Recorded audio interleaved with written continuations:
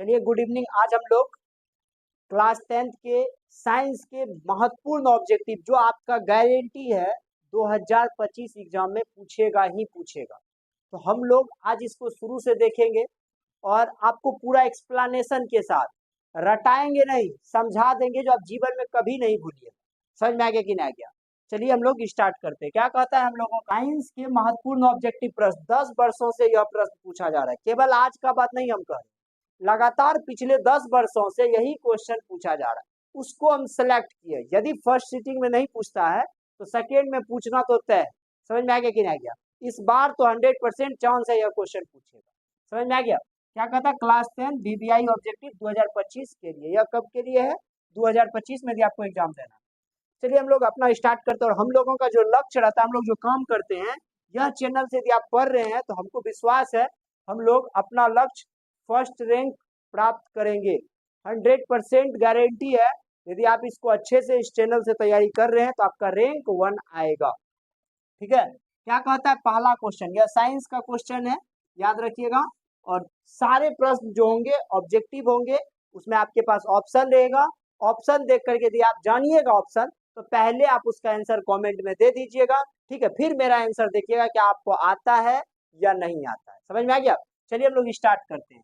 सबसे पहला क्वेश्चन है बउआ, पौधों में जनन अंग कहाँ पाए जाते हैं? आपको बताना है पौधों में जनन अंग आखिर पाया कहाँ पे जाता है।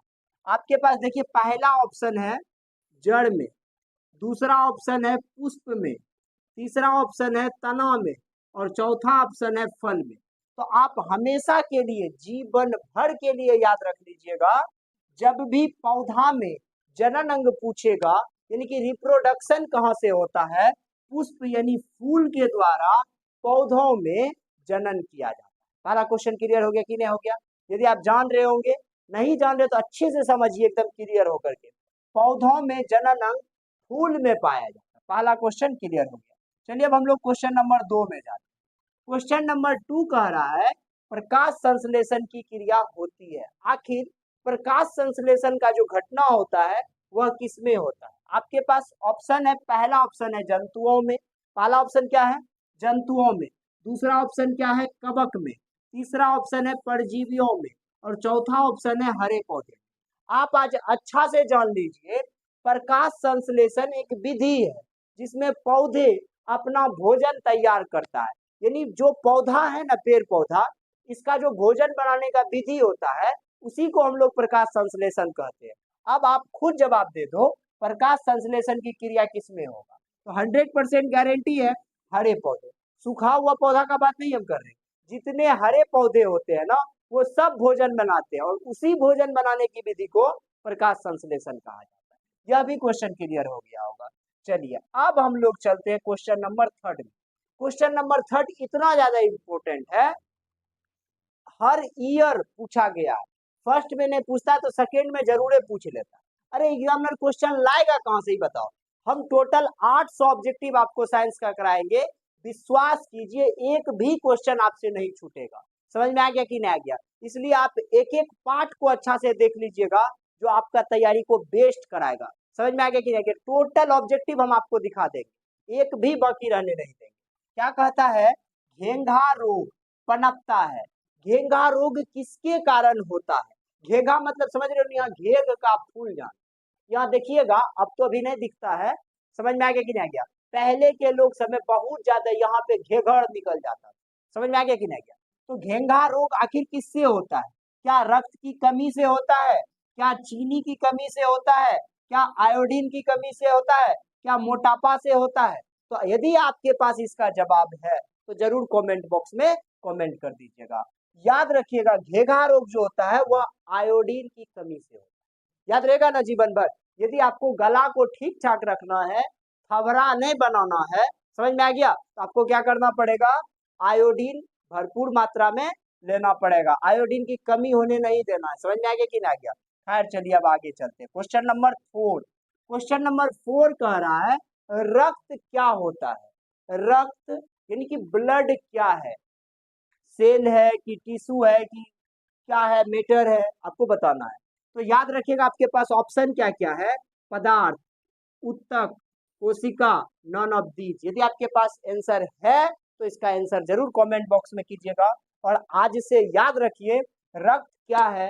तो रक्त एक प्रकार का उत्तक है, उसमें भी तरल संयोजी उत्तक है। यदि ज्यादा समझना है तो रक्त के लिए एक स्पेशल वीडियो हम दे दिए हैं, जाइएगा आराम से उसको देख लीजिएगा। समझ में आ गया? अभी हम लोग एमसीक्यू कर रहे हैं, उतने बात को ध्यान से समझेंगे तो याद रहेगा ना। रक्त क्या है? एक उत्तक है, उसमें भी खास बात है, रक्त तरल संयोजी उत्तक है। क्लियर हो गया? अब चलिए, अब हम लोग यहाँ जो क्वेश्चन देखेंगे, ये क्वेश्चन बड़ा खतरनाक। समझ में आ गया कि नहीं आ गया? देखिए क्या कहता है, मानव मस्तिष्क का वजन होता है, यानी हम लोग जो मनुष्य हैं, हम लोगों के दिमाग का जो वजन होता है वह क्या होता है? तो ऑप्शन है 2 kg, 1.5 kg, 1.4 kg यानी 1400 ग्राम, 1500 ग्राम, 2000 ग्राम, नन ऑफ दिस। यदि आपके पास आंसर है तो जरूर कमेंट कीजिएगा। अब एक बात जानिए, यह जो है ना, इसका एक रेंज होता है। जैसे 1.5 kg है ना, तो मिनिमम होता है 1000 से लेकर के 1400 ग्राम तक। समझ में आ गया कि नहीं? 1000 से लेकर 1400 ग्राम या 1500 ग्राम कर दीजिए, इसमें 1400 ग्राम कर दीजिए, इसको कर दीजिए 1000 से लेकर 2000 ग्राम तक। क्यों कर रहे हैं? क्योंकि बताइए, जब छोटा बच्चा हो तो उसका दिमाग का वजन कम होगा। जरूरी थोड़ी है जितना दादा का दिमाग का वजन होगा उतने बच्चा का दिमाग का होगा। लेकिन एक खास बात यहाँ पे क्या है, महिलाओं में 50 ग्राम पुरुष के तुलना में दिमाग कम होता है। उसी दिमाग को भरने के लिए बड़े बड़े झोटे का आविष्कार करते हैं। यदि पुरुष झोटा को बढ़ा करके रखे, यदि पुरुष थोड़ा बाल बड़ा हो जाता है, तुरंत उसको नाई के पास जाना पड़ता है और बाल कटाना पड़ता है। लेकिन दुख का बात देखिए, महिला कितना बड़ा बड़ा बाल रखती है, उसको कभी नाई के पास जाना नहीं पड़ता है। और बाल धोना भी 4 दिन 5 दिन पे होता है, पर डे उस पर पानी भी नहीं देना, फिर भी उसको सिर दर्द नहीं होता है। समझ में आ गया? इसलिए जीवन भर याद रखिएगा, महिला के पास दिमाग होता ही नहीं, थोड़ा उससे बच करके रहिएगा। समझ में आ गया कि नहीं? और दिमाग को भरने के लिए क्या करता है? बाल को बड़ा बड़ा रखता है। तो पुरुष के पास यदि दिमाग की बात किया जाए तो 1400 ग्राम होता है, वही महिला के पास यदि कह देंगे तो 1350 ग्राम रहता है। 50 ग्राम दिमाग उसके पास कम रहता है। समझ में आ गया कि नहीं? यदि दिमाग दिमाग का तो बात छोड़िए, नाक नहीं होता बहुत गड़बड़ हो जाता है। बस इतने बात समझ लीजिए, आप लोग तो ऐसे समझदार आदमी। खैर अब आगे चलते हैं। समझ में आ गया होगा कितना? तो 1400 ग्राम आपको टिक करना है। एकदम क्लियर हो गया? अब अगला क्वेश्चन में चलिए। कहा था ऊर्जा का एसआई मात्रक क्या? देखिए एसआई मात्रक का मतलब क्या होता है, उसको किसमें हम लोग मेजर कर रहे हैं, मापने का एक इकाई होता है किसी भी चीज को। तो ऊर्जा का जो मेजर होता है वो किसमें होता है? क्या जूल होता है? क्या जूल पर सेकेंड होता है? ये भी ऑप्शन जूल पर सेकेंड हो गया, और नन ऑफ दीज। आपको चूज करना है ऊर्जा का एसआई मात्रक क्या होता है। तो याद रखिएगा, ऊर्जा का एसआई मात्रक क्या होता है? जूल होता है, जिसको जे से सूचित किया जाता है। समझ में आ गया? चलिए अब हम लोग नेक्स्ट क्वेश्चन में चलते हैं, क्वेश्चन नंबर 7। क्वेश्चन नंबर 7 क्या कर रहा है? सामान्य नेत्र, एक जो सिंपल आंख है, सामान्य नेत्र के लिए स्पष्ट दृष्टि का न्यूनतम दूरी क्या होता है? यदि एक सामान्य आंख न्यूनतम कहां तक देख सकता है, ठीक है, और मैक्सिमम कहां तक देखेगा, आप समझ लीजिए। एक सामान्य आंख मिनिमम 25 सेंटीमीटर तक को देखता है। याद रखिएगा, एक सामान्य आंख मिनिमम 25 सेंटीमीटर तक को देखता है, और मैक्सिमम यदि उसका दूर बिंदु पूछा जाए, अधिकतम कितना दूर तक देखेगा, तो वह आंख अनंत तक देख सकता है, और मिनिमम पूछा जाए तो 25 सेंटीमीटर। तो क्वेश्चन है सामान्य नेत्र के लिए स्पष्ट दृष्टि का न्यूनतम दूरी। तो न्यूनतम दूरी क्या होगा? तो देखिए 25 सेंटीमीटर। आपको बरगलाने के लिए वहां मीटर ये वो दिस दैट देगा, लेकिन आपको देखना, हर एक चीज देखना, तब जाके टिक करना है। तो सामान्य नेत्र के लिए स्पष्ट दृष्टि की न्यूनतम दूरी होती है 25 सेंटीमीटर, हमेशा याद रहेगा। और मैक्सिमम अधिकतम दूरी कितना होगा? अनंत तक होगा। चलिए बहुत अच्छा, आपको क्वेश्चन समझ में आ गया होगा। अब क्वेश्चन नंबर 8 है।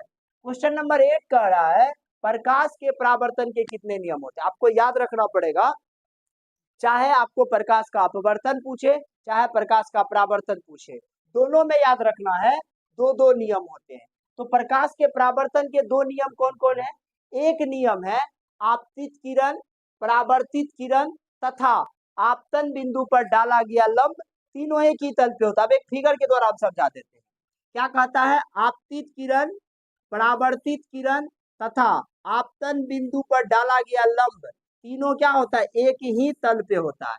ये हो गया आपतित किरण, ये हो गया परावर्तित किरण, यह हो गया आपतन बिंदु, इस पर डाला गया लंब, तीनों एक ही तल पे है, दूसरा तल पे नहीं है। यह हो गया पहला नियम। दूसरा नियम क्या कहता है, आपतन कोण और परावर्तन कोण सदैव बराबर होते हैं। यही दो नियम है प्रकाश के परावर्तन के। तो क्वेश्चन है प्रकाश के परावर्तन के कितने नियम होते हैं, आप हमेशा याद रखिएगा 2 नियम होते हैं। यदि यहाँ पे पूछ देता प्रकाश के अपवर्तन के कितने नियम होते हैं तो उसका भी 2 मार देते। आपको पूछ देगा बताइए आपतन कोण और परावर्तन कोण सदैव होते हैं, उसका जवाब हो जाएगा बराबर। आपतित किरण, परावर्तित किरण तथा आपतन बिंदु पर डाला गया लंब तीनों कहाँ होते हैं, एक ही तल पे होते हैं। बताइए कैटो क्वेश्चन यहाँ पे क्लियर किए। इसलिए हम आपको कह रहे हैं पूरा एकदम व्याख्या करके हर एक ऑब्जेक्टिव देंगे। समझ में आ गया कि नहीं, रटना कहीं है ही नहीं। तो बताइए प्रकाश के परावर्तन के कितने नियम, 2। कौन सब, आपतन कोण और परावर्तन कोण बराबर, आपतित किरण, परावर्तित किरण तथा आपतन बिंदु पर डाला गया लंब सब का सब एक ही तल पे होगा। एकदम क्लियर हो गया। अब चलिए, अब एक चीज है, क्वेश्चन नंबर 9 बड़ा एकदम खतरनाक क्वेश्चन है। कहता है आवर्त सारणी के शून्य समूह का तत्व है। आखिर शून्य समूह है क्या, ही जानेंगे तभी ना उसका तत्व को जानेंगे। तो आवर्त सारणी पीरियोडिक टेबल को कहता है। इसका हम वीडियो बहुत जल्दी बनाने वाले हैं। यदि आपको आवश्यकता है तो बड़ा जल्दी से आप कमेंट कर दीजिएगा क्या आपको जरूरी है या नहीं है। तो याद रखिएगा आवर्त सारणी के शून्य समूह, आवर्त सारणी में टोटल समूह है 18 आवर्त सारणी में समूह कितने हैं, जिसको वर्ग कहते हैं 18, और लास्ट वर्ग जो है उसी को हम लोग कहते हैं शून्य समूह। क्या कहते हैं, शून्य समूह। और शून्य समूह में जो होते हैं तत्व हीलियम, नियॉन, आर्गन, क्रिप्टन, जेनन और रेडॉन होते हैं। कौन सब होते हैं, हीलियम, नियॉन, हेलिना, क्या कहता है, हीना, नीना और करीना की जीरो ऑक्सरीना। तो वे सारे तत्व क्या कहता है शून्य समूह के तत्व होते हैं। कौन सब, हीलियम, नियॉन, आर्गन, क्रिप्टन, जेनन और रेडॉन। क्या आप इसमें देखिए शून्य समूह का तत्व कौन सा आ रहा है, तो आप क्लियर से कह दोगे क्लोरीन सर नहीं आ रहा है, हाइड्रोजन नहीं आ रहा है, सोडियम नहीं आ रहा है। केवल और केवल शून्य समूह का यदि कोई तत्व है तो वह हीलियम है। कौन सा तत्व है, हीलियम। तो याद रखिएगा शून्य समूह 18वां ग्रुप को कहा जाता है। शून्य समूह किसको कहा जाता है, 18वां ग्रुप को। चलिए अब क्वेश्चन नंबर हम लोग अगला देखते हैं। फिर देखिए क्वेश्चन रिपीट हो गया जो कि अभी आप लोग को हम वहां पे समझाए थे, प्रकाश के परावर्तन और अपवर्तन। इस क्वेश्चन का जवाब आप लोग को देना है। बताइए प्रकाश के अपवर्तन के कितने नियम होते हैं, तो आप आराम से कह दोगे सर प्रकाश के अपवर्तन के भी 2 नियम होते हैं। एकदम क्लियर हो गया कि नहीं हो गया। चलिए अब हम लोग नेक्स्ट क्वेश्चन को लेकर के चलते हैं।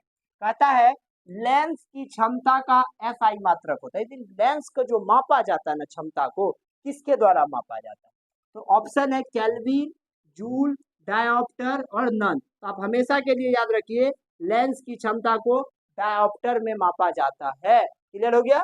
चलिए अब एक बात याद रखिएगा, ये क्वेश्चन तो इतना VVI है, इतना VVI है, जितना कम के उतना ज्यादा वाला बात। उत्तल लेंस को क्या कहा जाता है, आप हमेशा याद रखिएगा उत्तल को अभिसारी, अवतल को अपसारी कहा जाता है। उत्तल को अभिसारी, अवतल को अपसारी कहा जाता है। हमसे क्या पूछा, उत्तल लेंस को क्या कहा जाता है, तो उत्तल लेंस को अभिसारी लेंस कहा जाता है। याद रहेगा उत्तल लेंस को क्या कहा जाता है, अभिसारी। यदि यहाँ पे उत्तल के जगह पे अवतल दे देता तब हम लोग क्या कह देते हैं, अपसारी। समझ में आ गया कि नहीं आ गया। चलिए अब हम लोग नेक्स्ट क्वेश्चन देखते हैं और बहुत मजेदार क्वेश्चन है। कहता है प्रकाश की चाल सबसे अधिक कहाँ होता है। ये बात जन्मों जन्म का बात है, कई बार पूछा है, इस बार भी चांस है। प्रकाश का चाल सबसे अधिक निर्वात में होता है। अच्छा से याद रख लीजिएगा प्रकाश का चाल सबसे अधिक निर्वात में होता है। कहाँ पे होगा, निर्वात में प्रकाश की चाल सबसे अधिक होता है। और कितना होता है, तो 3 गुना 10⁻8 मीटर पर सेकेंड होता है। याद रहेगा प्रकाश की चाल निर्वात में सबसे ज्यादा होता है, कितना होता है, तो 3 गुना 10⁻8 मीटर पर सेकेंड होता है। चलिए नेक्स्ट क्वेश्चन चलते हैं। ये क्वेश्चन तो एकदम जीता जाता उदाहरण है। लेंस सूत्र क्या होता है, इसका कमेंट आप ही करोगे। देखो एक होता है दर्पण सूत्र, एक होता है लेंस सूत्र। इसी को मिरर फॉर्मूला और लेंस फॉर्मूला कहता है। तो दर्पण सूत्र जो होता है, लेंस सूत्र जो होता है 1/v माइनस 1/u बराबर क्या होता है 1/f। यदि प्लस लगा दे 1/v प्लस 1/u बराबर 1/f, तो ये हो जाता दर्पण सूत्र। इसका डेरिवेशन दिया हुआ है, आप जाकर के आराम से देख लेना, वह सब बात समझ जाओगे। बस इतना समझो, लेंस का सूत्र 1/v माइनस 1/u बराबर 1/f होता है। जीवन भर याद रखना, 1/v माइनस 1/u बराबर 1/f। अब चलिए क्वेश्चन नंबर 15 को देखते हैं। क्या कहता है, कौन सा पदार्थ लेंस बनाने के लिए प्रयोग नहीं किया जाता है? आप जीवन भर याद रखिए, सब चीज से हम लेंस बना सकते हैं, मिट्टी को छोड़ करके। मिट्टी से कभी लेंस नहीं बनता है। तो क्या कहता है, कौन सा पदार्थ लेंस बनाने के लिए प्रयोग नहीं किया जा सकता है? तो मिट्टी से कभी भी लेंस नहीं बन सकता। समझ में आ गया? मिट्टी से कभी भी लेंस नहीं बन सकता, एकदम याद रखिएगा। अब आ जाइए क्वेश्चन नंबर 16 क्या कह रहा है। कहता है तेल लगा कागज होता है, जो तेल लगा देते हैं कागज में वह क्या होता है? अब एक चीज होता है पारदर्शी, समझिएगा थोड़ा सा। एक होता है पारदर्शी, एक होता है अपारदर्शी, और एक होता है पारभासी या पारभाषक। ठीक है, पारदर्शी में क्या होता है, आर पार दिखता है। अपारदर्शी में क्या होता है, कुछ दिखबे नहीं करता। और पारभाषक में क्या होता है, या पारभासी में धुंधलाट दिखता है। तो आप जब भी कागज में तेल लगाओगे ना, आपको दिखेगा, धुंधला धुंधला दिखेगा। तो अब आप खुद बताओ, बताओ तेल लगा कागज क्या होगा? तो पारभाषक हो जाएगा। जो भी चीज में आर पार दिख गया वो पारदर्शी हो गया, जिसमें दिखबे नहीं किया अपारदर्शी हो गया, जिसमें धुंधला दिख गया ना वो पारभाषक हो गया। समझ में आ गया कि नहीं आ गया? याद रहेगा ना हमेशा। चलिए नेक्स्ट क्वेश्चन में चलते हैं। क्वेश्चन नंबर 17 क्या कह रहा है, प्रकाश का चाल भिन्न भिन्न माध्यम में क्या होता है? आप जीवन भर याद रखिए, अलग अलग माध्यम में प्रकाश का चाल अलग अलग होता है। क्या कहता है, प्रकाश का चाल भिन्न भिन्न अलग अलग माध्यम में अलग अलग होता है। समान तो नहीं कहेंगे, और समान दोनों, और तो हमेशा के लिए याद रखना अलग अलग माध्यम में अलग अलग होगा, यानी समान नहीं होगा, असमान होगा। यह भी क्लियर हो गया। चलिए क्वेश्चन नंबर 18 क्या कहता है, निर्वात में प्रकाश की चाल क्या होती है? आप ही बताओगे इसका कमेंट कर करके, हम इसका क्वेश्चन जवाब नहीं देंगे, ये आप लोगों के लिए छोड़ दिए है। समझ में आ गया?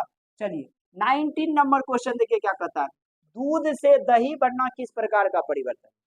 आज एक चीज समझ लो, एक परिवर्तन होता है भौतिक परिवर्तन, भौतिक परिवर्तन, और दूसरा होता है रासायनिक परिवर्तन। एक भौतिक परिवर्तन हो गया और दूसरा रासायनिक। भौतिक परिवर्तन में क्या होता है, यदि हम किसी वस्तु को चेंज कर रहे हैं तो उस वस्तु को हम फिर उसी अवस्था में आसानी से ला सकते हैं। लेकिन रासायनिक परिवर्तन में क्या होता है, यदि हम किसी चीज को बदल दिए तो फिर हम उसको वैसा नहीं बना पाए।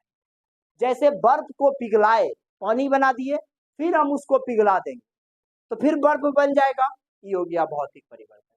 क्या हम एक कागज को जलाए फिर से कागज बना सकते हैं? क्या नहीं बना सकते हैं ना। तो यह रासायनिक परिवर्तन हो गया। जब हम उसी अवस्था में उसको फिर से नहीं ले जा सकते हैं तो रासायनिक हो जाएगा, और जब हम उसको फिर उस अवस्था में ले जा सकते हैं तो भौतिक परिवर्तन हो जाएगा। अब आप बताओ, दूध से दही बनना किस प्रकार का परिवर्तन है? आप हमको खुल करके कहो, सर दूध से दही बनना रासायनिक परिवर्तन है, क्योंकि यदि दही बन गया तो फिर वो दही फिर दूध नहीं बन सकता। बनेगा क्या? नहीं बन सकता, संभव ही नहीं।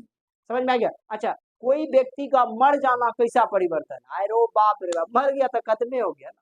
ये एकदम बड़का रासायनिक परिवर्तन। समझ में आ गया कि नहीं गया? फिर वो बदल नहीं सकता। हाँ, पूछ दे कोई नेता कौन सा परिवर्तन है तो कह देना भौतिक परिवर्तन। जहां बदलेगा फिर वहां जा सकते हैं। नीतीश बाबू को एग्जाम्पल में ले लीजिए, क्या दिक्कत? अब आ जाइए क्वेश्चन हम लोग का आज का लास्ट और फास्ट क्वेश्चन है, और बहुत इंपॉर्टेंट क्वेश्चन है जो कई वर्षों से पूछा जा रहा है। क्वेश्चन कह रहा है, अभिक्रिया के पश्चात, यदि कोई अभिक्रिया होता है, अभिक्रिया के पश्चात बनने वाले पदार्थ को क्या कहते हैं? जब कोई अभिक्रिया होता है तो अभिक्रिया में कुछ ऐसे चीज होते हैं जो भाग लेते हैं, जो भाग लेते हैं ना उसको अभिकारक कहते हैं। और जब अभिक्रिया समाप्त हो जाता है तो कुछ प्राप्त होता है उससे, जो प्राप्त होता है ना उसको हम लोग प्रतिफल कहते हैं। याद रहेगा कि नहीं रहेगा? अभिक्रिया में जो भाग लेता है अभिकारक, जो भाग लेकर कुछ बना देता है, जो प्राप्त होता है उसको क्या कहते हैं? प्रतिफल। तो आप बताइए क्वेश्चन क्या कहता है, अभिक्रिया के पश्चात बाद में बनने वाले पदार्थ को क्या कहते हैं? आप हमेशा याद रखिएगा, प्रतिफल। जो अभिक्रिया में भाग लेगा उसको अभिकारक, और जो बाद में मिलेगा उसको प्रतिफल। एकदम क्लियर हो गया होगा। अब एक लाइन है, छोटा सा लाइन, एक छोटा सा लाइन है जिसको जीवन भर याद रखिएगा। क्या कहता है? उदास होने के लिए उम्र पड़ी है। आप जो अभी उदास हो ना, इसके लिए पूरा उम्र बाकी है। कल बीवी बाल बच्चा होगा तब भी आप उदास हो जाओगे। उदास होने के लिए उम्र पड़ी है, नजर उठाओ जिंदगी खड़ी है। क्या कहता है? उदास होने के लिए उम्र पड़ी है, नजर उठाओ जिंदगी खड़ी है। उदास कल भी हो जाएंगे, आज मत हो। आज सबको को उदास नहीं होना है। आज हमको अपने आप पे मेहनत करना है, वह काबिलियत बनाना है जिसको दुनिया का पूरा जरूरत है। दुनिया को पूरा जरूरत है मेरा, हम खुद अपने आप को मेहनत करके दुनिया के सामने में ले जाएंगे। मिलते हैं हम लोग, तब तक के लिए bye bye, nice to meet you.